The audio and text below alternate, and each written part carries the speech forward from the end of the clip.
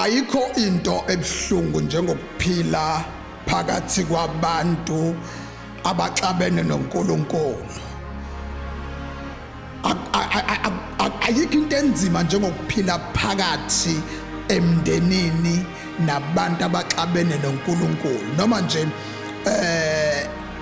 kuma family members uthola ukuthi kukhona lo muntu omhloniphayo but only to find ukuthi uxabene noNkulunkulu noma umhlubukile uNkulunkulu wakwaba kuye kodwa wayesiyamhlubuka endleleni. Umuntu omhloniphayo yazi ukuthi noma ngakuthiwa wenzani, noma kuthiwa uyayihlabelelela noma uyashumayela noma uyayimotivatela abathize, uSathane uvela atshale lento yokuthi lo ushokumeni kuvele kube ngathi nje uyisitha na, uvele kube ngathi uyalwa naye, noma nje othi ngivesana nje ngikhulume nje ngentelula.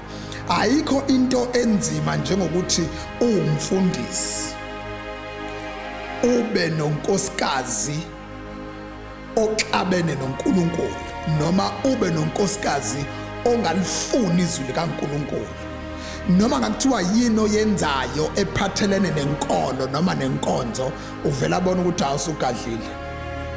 Uvela abona nje engazuthi noma bekuthiwa uyimotivatela abathize, noma bekuthiwa uyaposta into ehlangene nezwi likaNkulunkulu noma nokuqinisa abathize, uvela abona engazuthi lona ke lo usho kimi. Ayikho into ebuhlungu njengokuphila kwi-environment enabantu abaxabene noNkulunkulu ube umfundisi, ngoba ukuphila kwakho wena konke kuncike ezwini likaNkulunkulu, but labantu baxabene nalomuntu wena ophila impilo efuna